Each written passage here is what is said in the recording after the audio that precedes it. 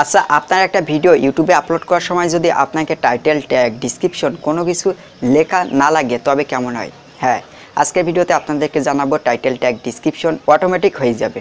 তাহলে কেমন হয়? আমরা দেখা যায় আমরা একটা ভিডিও মেক করার পরে টাইটেল, ট্যাগ, ডিসক্রিপশন লিখতে গেলে অনেকটা সময় লেগে যায়। এতে করে আমাদের অনেক সময় অপচয় হয়ে যায়। তো আজকের ভিডিওতে আপনাদেরকে এই বিষয়টা নিয়ে আলোচনা করব যে কিভাবে আপনারা টাইটেল, ট্যাগ, ডিসক্রিপশন না লিখে কিভাবে ইউটিউবে ভিডিও আপলোড করবেন। অটোমেটিক সব কিছু হয়ে যাবে। তো জানতে হলে পুরো ভিডিওটি অবশ্যই মনোযোগ সহকারে দেখতে হবে। এই ভিডিওটি মিস করবেন না, কারণ আপনার জন্য খুবই উপকারী একটা ভিডিও। আমরা সাধারণত যারা ইউটিউবিং করি তারা কিন্তু একটু সময় পাই না যে কিভাবে টাইটেল, ট্যাগ, ডিসক্রিপশন লিখবো। এই সময়টাকেও আমাদের হাতে থাকে না অনেক সময়। তো আজকে ভিডিওটি যদি আপনি একটু মনোযোগ দিয়ে কষ্ট করে শেষ পর্যন্ত দেখে যান, তবে এই বিষয়টা আপনি একটু ক্লিয়ার হতে পারবেন এবং আপনার ইউটিউবে ভিডিও আপলোড করার ক্ষেত্রে একটু সুবিধা হবে, একটু সময় সেভ হবে।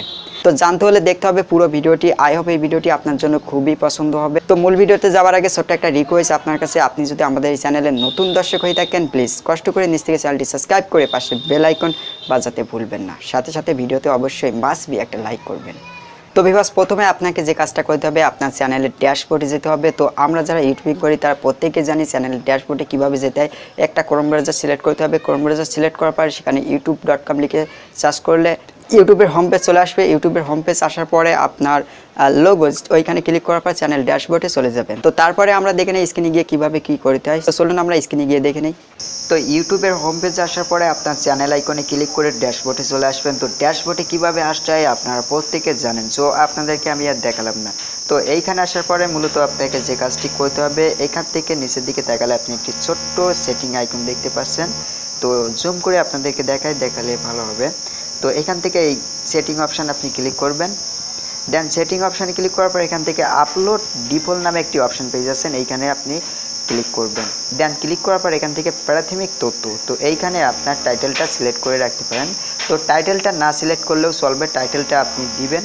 আপনার ভিডিও তো একরকম হবে না, তো ভিডিও কিন্তু সব রকম হয়, যে কারণে টাইটেলটা না দিলেও চলবে, না দেওয়াই ভালো। ওকে, তো তারপর দেখতে পাচ্ছেন ডিসক্রিপশন। তো এইখানে বিবরণ সিলেক্ট করে রাখতে পারেন। তো বিবরণটা আমাদের প্রতিনিয়ত কিন্তু লিখতে হয়, যে কারণে আপনি যদি একবারে সিলেক্ট করে রাখেন প্রতি ভিডিওতে কিন্তু একই বিবরণ চলে আসবে।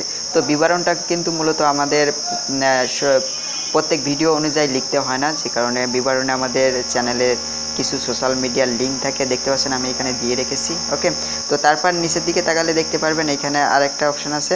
এখান থেকে আপনি ভিডিওটা প্রাইভেট করে রাখতে পারবেন, অটোমেটিক আপনি আপলোড করে দিলে প্রাইভেট হবে, অথবা পাবলিশ করে রাখতে পারেন। তারপর নিচে আরেকটা অপশান দেখতে পাচ্ছেন ট্যাগস। তো এইখানে আপনি কিছু গুরুত্বপূর্ণ ট্যাগস দিয়ে রাখতে পারেন।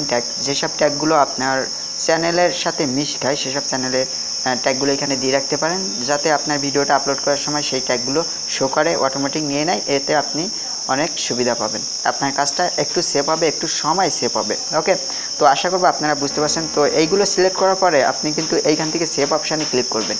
সেভ অপশানে না ক্লিক করলেও কিন্তু সেভ হবে না, যে কারণে পরবর্তীতে কিন্তু না আসতে পারে। সেই সময় বলেন ভাই আমাদের সাথে চিটিং করেছেন।